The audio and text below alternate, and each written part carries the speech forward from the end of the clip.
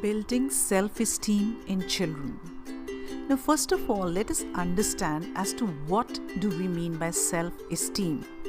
Self-esteem, in simple words, means an attitude towards one's own self. You could say as having respect towards your own self. It means coming to terms with your complete self. It's like embracing yourself in a very, very certain and sure manner. And if we talk about children, self-esteem translates to emotion towards self. That is how the child feels towards himself or herself. So having said that, it's extremely important for children to cultivate self-esteem because it's very, very self-motivating for them. It helps them to take better control and command over their lives and to understand their strengths and weaknesses and build up their coping mechanisms accordingly. Now, parents and teachers and caregivers, they have a strong role to play in building the right, strong foundation. So from the very first breath, remind your child on a daily, everyday basis through words, through action that they are strong, they are smart and they are capable. They can do it. Let your children know that they are loved and treasured even before they are born. So research tells us that children with low self-esteem are mostly those who receive less praise and more criticism from the parent. And by praise, we don't mean overpraise or helicopter parenting. Praise over here means affirmation. How correct am I going? What is it that I should avoid? What is desirable? What is undesirable? On one hand, while overpraise cripples the ability of the child to strive or work harder, the right degree of praise or affirmation gives the child a direction. That am I moving in the right direction or not? And that builds their belief in themselves. And belief is self-esteem. Right from a young age, tell your children that they are a part of the bigger picture. They are part of a family like uncles, aunts, grandparents, cousins, siblings who love them. And they have a role to play within the family as a sister, as a brother, as a niece, a nephew or a grandchild. And the family just wouldn't be the same without them. Tell them that their presence matters a lot. And then just outside the immediate family, they are a part of the bigger community, the school, the neighborhood, their city and their nation. What they do impacts every such stakeholder. Tell them that they are a part of the ecological cycle as well, that they need to share the natural resources with everyone around them.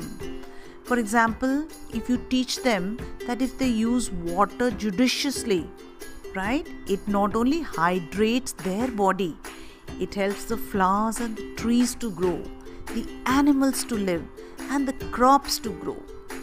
Children feel more responsible if they know that they are a part of the whole and that they need to be more responsible towards them. So feeling responsible is very, very good for building self-esteem in children. We must try and focus on every child's individual potential and uniqueness. Apart from the regular school activities, help the child to make time in his or her weekly and monthly timetable and schedule so that they can focus on their hobbies. Let them know what their hobbies and passions are and that their hobbies are very, very important. Right? Ask them leading questions about what is your interest, what do you like to do. Expose them to a variety of activities, right from fine arts to sports to physical to whatever, and then see what your child enjoys and loves and aspires to do. That way you help them find their interests and hobbies. And now your job is to push them to keep a hobby. Always, apart from a school schedule, every child must have a hobby and pursue that hobby. In fact, our mantra should be that you focus on the strengths, work at the weaknesses, and appreciate the effort. So teach the children to speak up, what they like, what they don't like. Encourage them to find their voice. Tell them, in fact, to use their voice as a muscle. The more they use it, the stronger it will be. So remember, speaking on behalf of your child, all the time or most of the time limits their self-worth. Teach them to speak up for themselves. And yes, of course, we've dealt previously as to how to teach your children to communicate the right way. The more they communicate, the better is their self-esteem.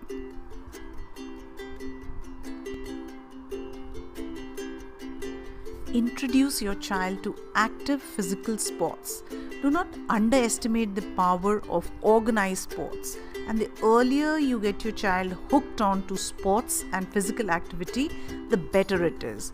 It gives them the opportunity to develop camaraderie, sportsman spirit, how to lose, how to face a win, to build strong relationships with other boys and girls while working towards a common goal. And by playing sports, they learn how to fall and get up in the most accepted fashion. Because that's what sports teaches you, to fall and rise again. And this ability to fall and rise again is the nucleus of self-esteem.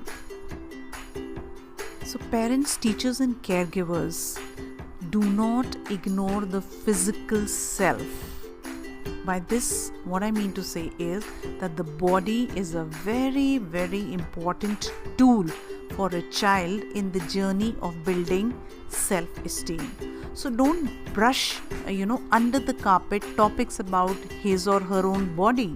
Talk about good touch, safe touch, unsafe touch. Talk about the birds and bees to your child, as and when they grow up.